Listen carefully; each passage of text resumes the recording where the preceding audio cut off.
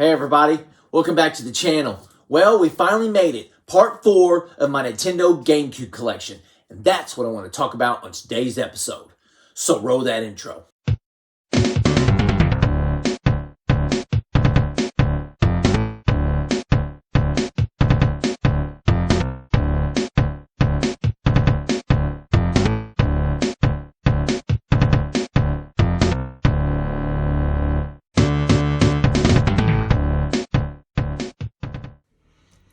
Alright guys, I'm just going to get right into it. Part 4 of my Nintendo Gamecube collection.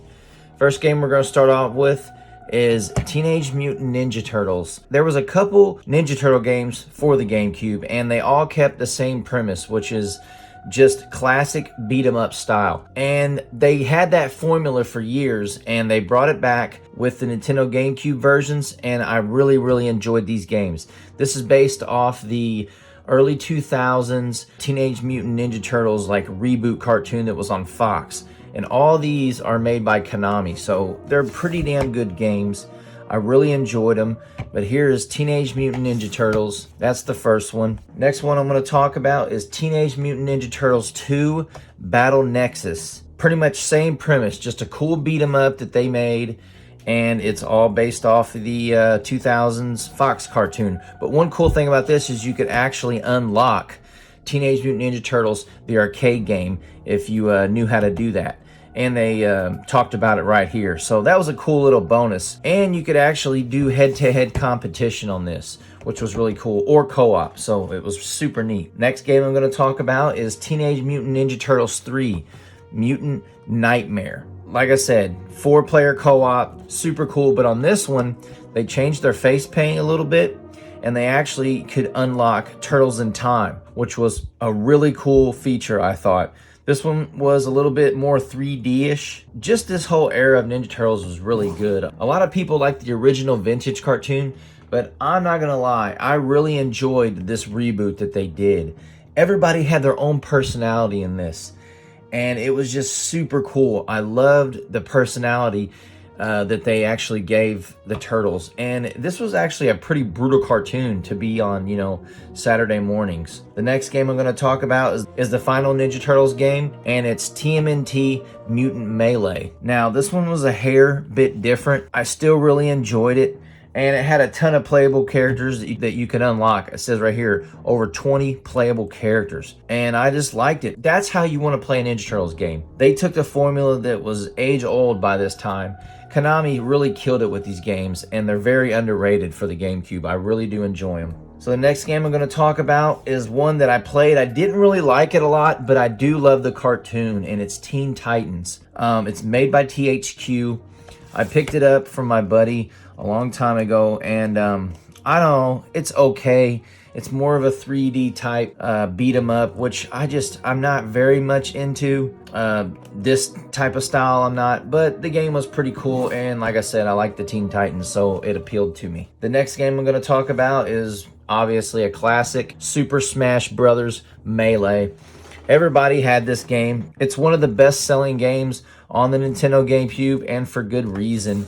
Incredible 4-player co-op. I'm not the biggest fan of Super Smash Bros. Games, but you can't deny how they changed the whole gaming aspect of competitive multiplayer with this game. People play this professionally now.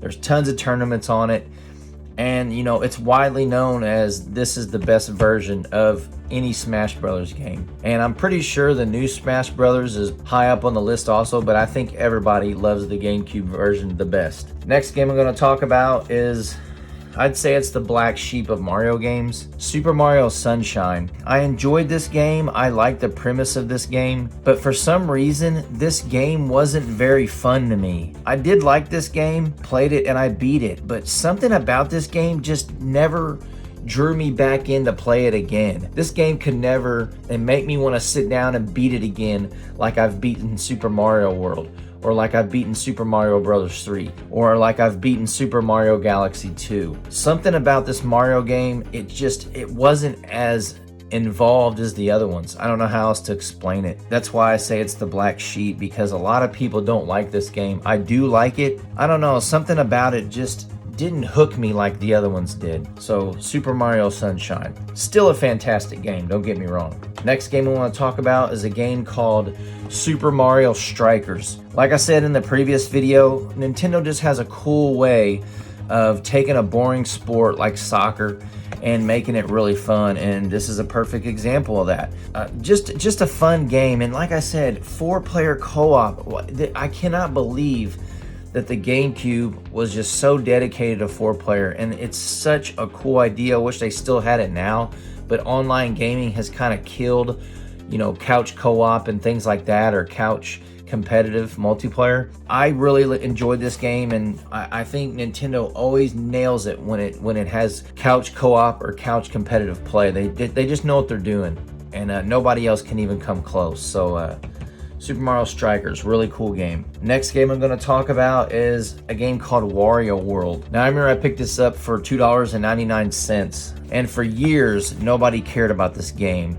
This game is very good. I don't want to say it was a hidden gem, but a lot of people didn't give this game the time of day, and it's unfortunate. It is a very good game, and I can see why now the price is just astronomical for it. It jumped just so much in the recent years, but a super cool game, and they took just a basic formula, made a great game out of it. So yeah, Wario World, super fun game. Next game I'm going to talk about is a game called Wave Race Blue Storm. Wave Race was a huge title for the Nintendo 64. The next one that came out was this one for the GameCube. This sequel isn't as good as the original Nintendo 64 version, in my opinion, but it's a damn good sequel and it's fun to play. Recently I sat down and played a little bit of this, and this game just has insane physics. The water physics in this game still look real today. It's crazy. Some of these, it's just not, the way the waves splash in the water and how it just knocks off the side or comes out the back of your ski-doo is so freaking real looking. And this game just had great physics. Wave Race Blue Storm. The next game I'm going to talk about is a game called Warioware Mega Party Game. You could actually play this one with the Game Boy Advance. It had some features that you could do that on.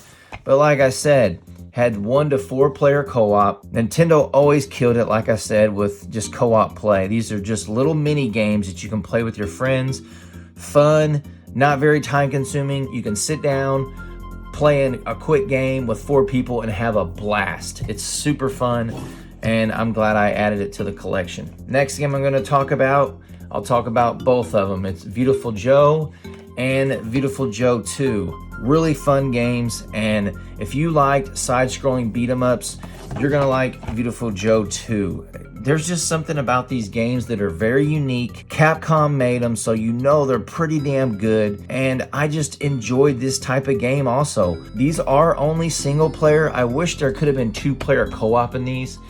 That would have been just phenomenal. But I think they put a lot of work into these, even though they were single player. But the product is amazing. Both games are fun, and nowadays they're probably sought after.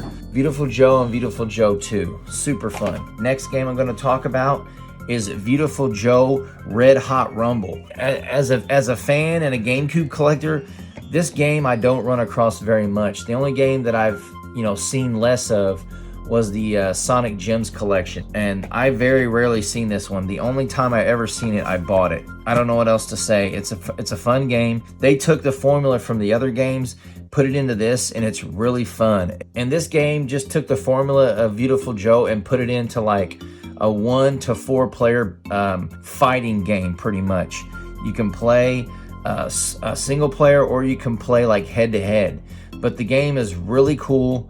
You guys should check it out. But like I said, I never seen it, and when I did, I picked it up because I haven't never seen it since. So Beautiful Joe Red Hot Rumble. Next game I'm going to talk about was one of my favorite games for the GameCube, and this is one of the very few games that I actually did the Game Boy Advance hookup to, because the game is just 10 times better when you do it. And it's Zelda the Four Swords Adventure. Now, a lot of people didn't give this game time and they hated it because the AI, if you didn't use the Game Boy Advance multiplayer option, you would play with these goofball AI. It wouldn't be near as fun. But to me, this is a great Zelda game, and it's so cool that they somehow made a Zelda game that was multiplayer and you could hook everything up, but you had to work all together to defeat enemies and figure out puzzles, but you had to have all 4 players to really take advantage of this game, and it's a shame that not many people played it. A lot of people talk shit about it. I don't, because it's a great game, and it's called Zelda Four Swords Adventure. A must-have for the collection. The next game I'm going to talk about is my buddy Ron Man's favorite Zelda game, and it's Twilight Princess. I'm going to tell you right now, no, I'm just kidding. Twilight Princess is a fun game, and he does like this one. He doesn't like Skyward Sword. Zelda Twilight Princess, what do you say? Just a cool game. Zelda didn't, come out with any slouch games. If I had to choose a weaker Zelda title, it would be this one, just because I didn't like the art style a ton. I like a younger Link rather than an older one. I don't know, that's just my personal preference. But the game is fun, the game is great, and there's a reason that it's like one of the best, rated Zelda games of all time. So had to add it to the collection. The next game I'm going to talk about is the Legend of Zelda Collector's Edition promotional disc, and it says it includes 4 classic games, and it comes with 4 Zelda titles: the original Legend of Zelda, Zelda 2: The Adventures of Link, The Legend of Zelda Ocarina of Time, and The Legend of Zelda Majora's Mask. And also, it comes with a playable demo for Zelda Wind Waker. So everybody was probably hyped as hell for Wind Waker, and they just threw this bitch in and immediately started playing the Wind Waker demo. But I really feel like if you didn't take advantage of the other games on here, that was a shame. You could play all these classic titles. And to me, getting to play these titles and getting the demo, a super cool thing. It's probably expensive now, but I really did enjoy this, and I played the hell out of it. Next game I'm going to talk about is a game called The Legend of Zelda Ocarina of Time and the Master Quest for Ocarina of Time. So when you beat the original Legend of Zelda on NES, they had the whole entire second quest mode. A lot of people just never ran through that, and it wasn't really done again until they did it with this. And they took Ocarina of Time, remastered it, and they kind of gave you a master quest for Ocarina of Time, because on the Nintendo 64 there wasn't one. So super freaking cool. Tons of awesome challenging dungeons, plus it comes with a little sneak peek of some other awesome GameCube games like F-Zero, 1080, The Wind Waker, Wario World, Metroid Prime. I think it's a really cool addition, and there is some different things about it, and it's extremely challenging. So I had to add it to the collection. I think it's a must-own for the system, especially just for the Master Quest, because there's a lot of things different, and it's really, really fun. Now, the last game I'm going to talk about in my entire Nintendo GameCube collection is probably one of my favorite Zelda games of all time. And I'm sure a lot of people are going to be mad at me, but The Legend of Zelda The Wind Waker. I mean, what do you say bad about this game? It has some of the most kick-ass Zelda boss battles ever.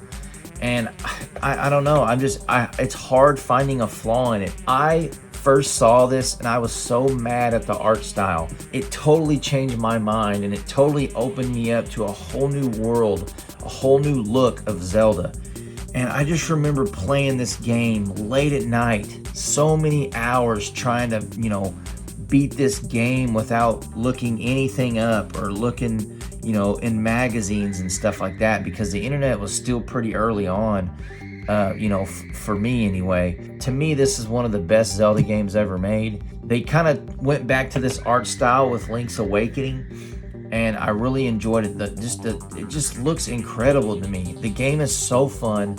Some of the coolest dungeons, some of the coolest mechanics. Legend of Zelda The Wind Waker. How do you guys feel about Legend of Zelda The Wind Waker? I'd love to know in the comment section below, how you really feel about it. To me, a lot of people like it and a lot of people hate it. It's just really weird, and I can't find a real reason why they don't like it. they're just like, oh, it just looks different or whatever. A lot of people didn't like the mechanic of, you know, using your boat and that's how you travel to different dungeons and stuff in this game, was using the wind and the currents and things like that. But that really didn't bother me. I think it's an amazing game. It's the last game that I'm going to show you guys from the Nintendo GameCube collection. Well, there you go, guys. There's part 4 of my Nintendo GameCube collection. I don't know what else to say. I appreciate you guys watching through all 4 parts. I don't know if I'll ever be adding any more games to my collection. There are like 1 or 2 games that I would like to still get for the GameCube. I can live without them, but I would like to add them someday if I could find them at a good price, because I'm not paying the prices that they're worth now. They're just astronomically high. I appreciate y'all watching, and until next time, keep on reminiscing, baby. Well, there you go. Part 4 of my Nintendo GameCube collection. I can't believe I finally got all 4 parts done and out. This was a huge task because I never thought I would show off my GameCube collection, but I had some requests, so I figure I would. Hope you guys enjoyed the video. If you have any memories of the Nintendo GameCube or any of these cool games that I showcased in any of the parts, make sure to leave your comment in the comment section below. Don't forget to like, comment, and subscribe. And until next time, keep on reminiscing. Baby, baby, baby, baby, baby.